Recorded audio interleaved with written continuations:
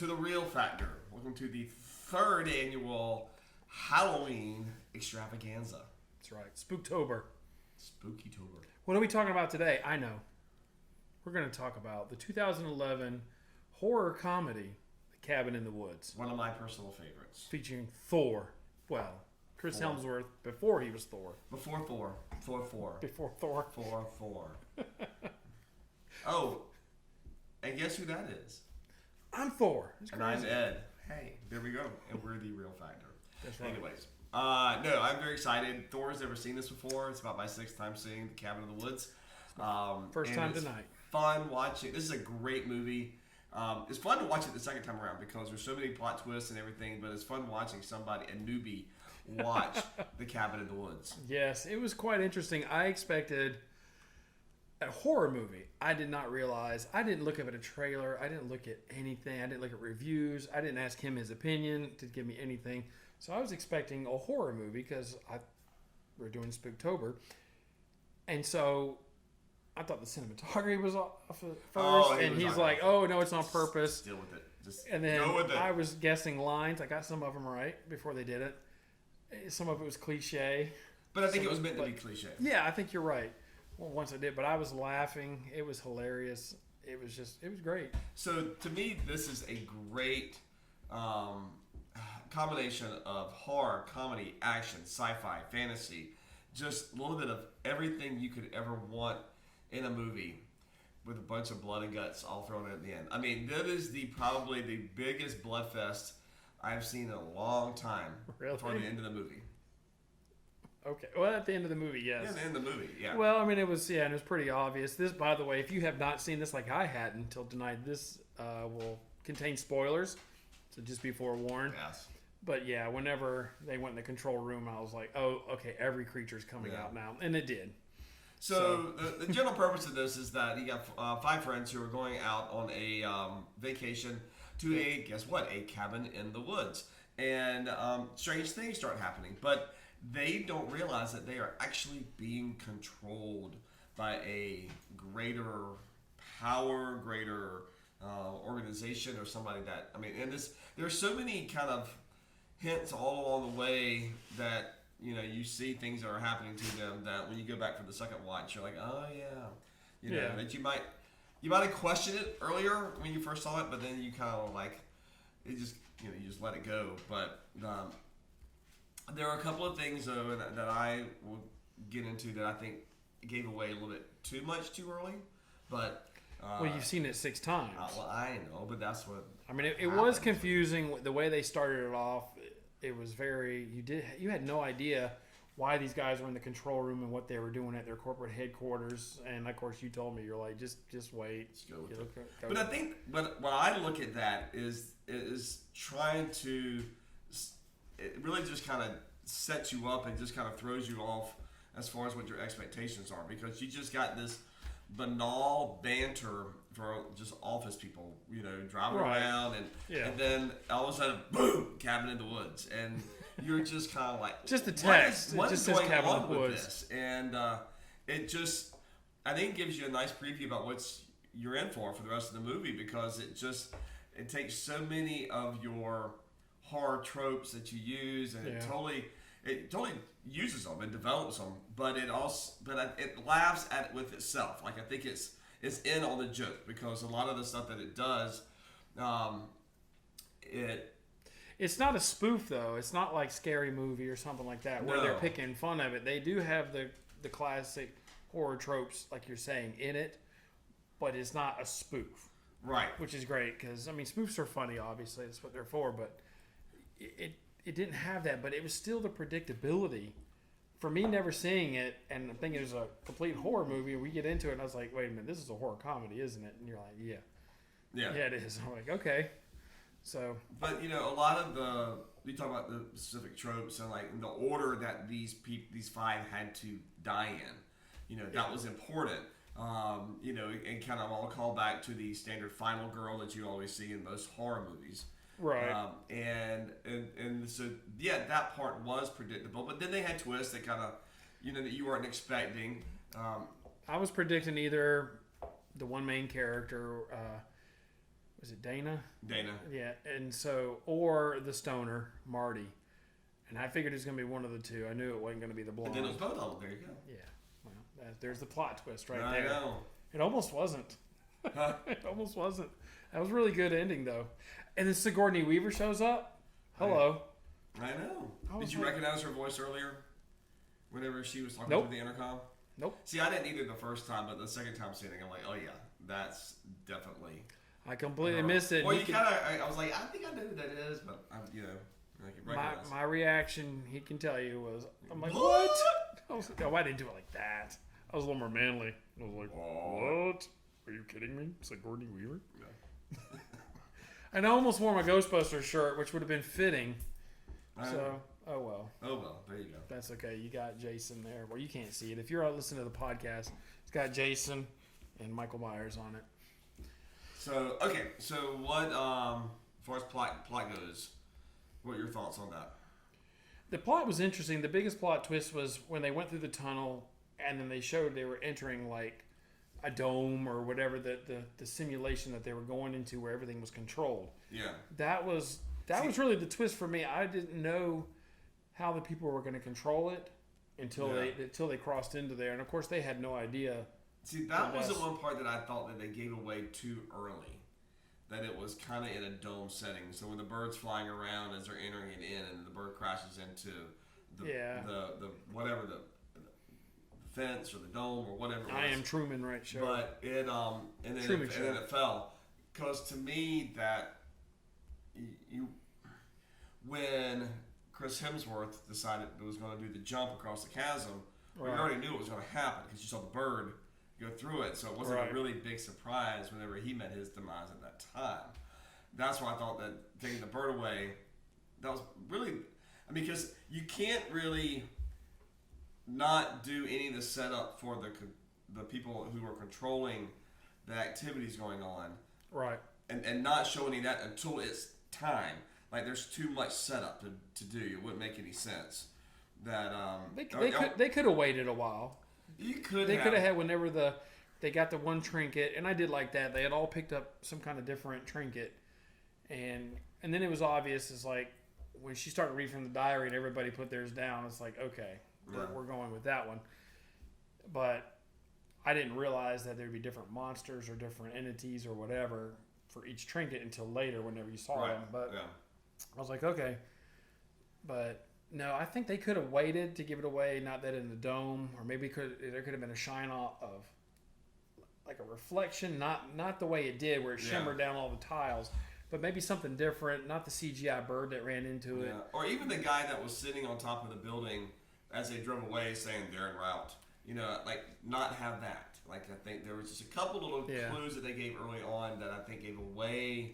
They took away a little bit that made you start questioning what was actually going on. And that was my only critique with it because like I said, I do love this movie. I give it 8.5 out of 10 or whatever. Wow, you jumped way ahead. I did, but I'm just saying that's just kind of where I like about it. But I think as far as a couple of flaws, now I do think as far as the way that it was written, I think it was smartly written. The way that because these 5, they're all academics. They're all academic people, students. Right. They're not idiots, and so you had the hair dye that the girl who's pre-med, right? To kind of make her more of a floozy. They had kept doing pheromones in to kind of make Chris Hemsworth, who was he was like an engineer or a physicist or something. I don't remember making him into more of a jock and.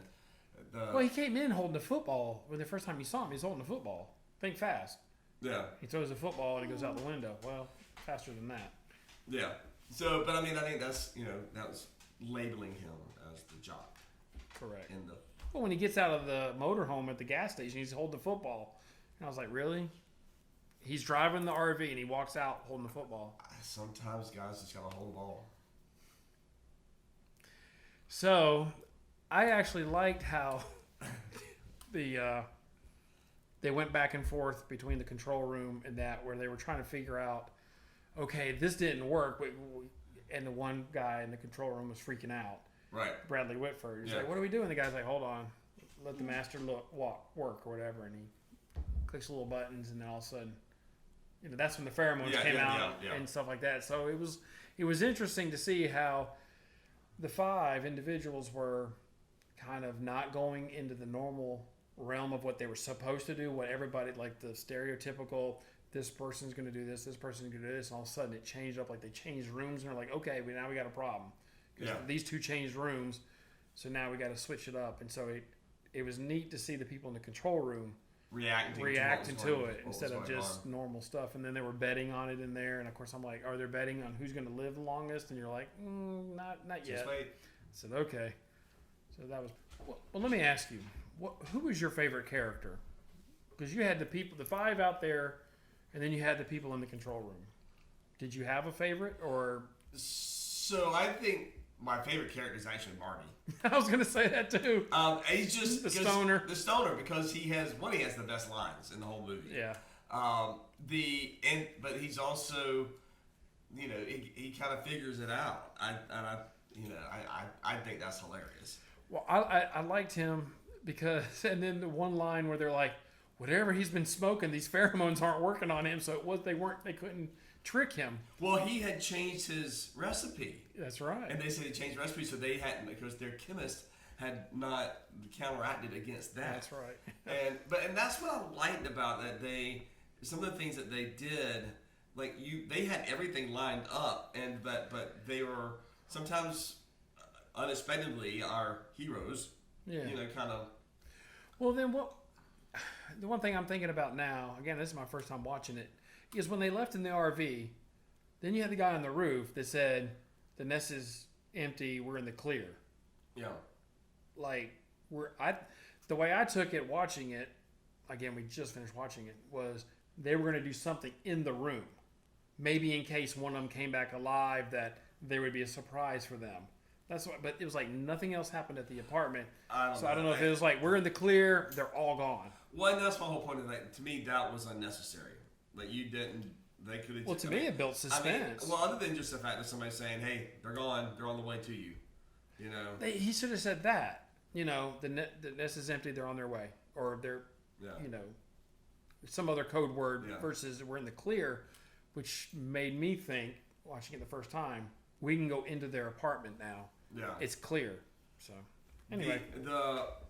My first time watching it, the part that I did not get until actually towards the end was where they were showing all of the different cities around the world that were going through this same ritual.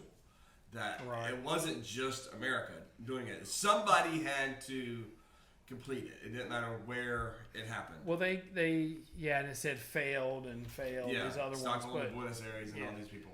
But the only one they talked about was Japan. Because that was the only one left. It was just U.S. and Japan that was left. Okay. But like, I don't know, and you notice that it's really only showed Japan, so I don't know what the others were. But all the horrors were basically based on their culture. Because they had the little spirit ghost in Japan that they turned into a happy frog. Sorry, boss.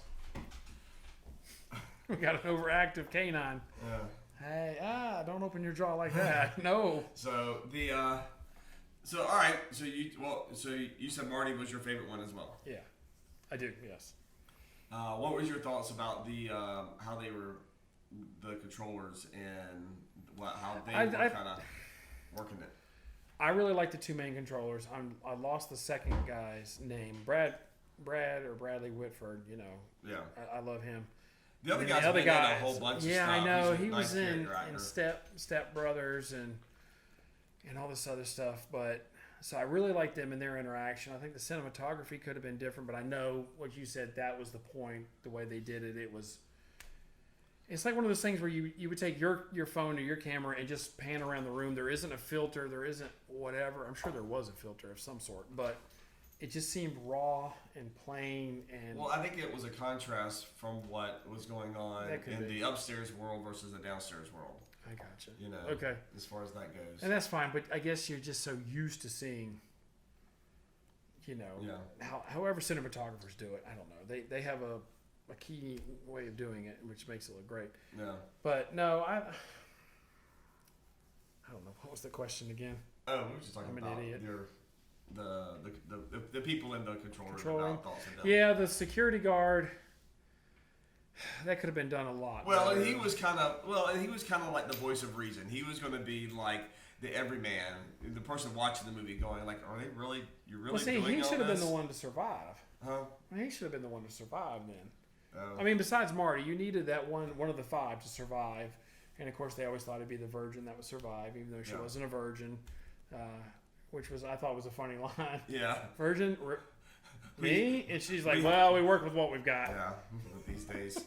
But then they had the female assistant, and it's like, or maybe she should have been the one that really was either thought different or had the conscious grow at the end or something. It's like she was trying to get in there and be one of the head people, but she's still learning. That's the way I took it.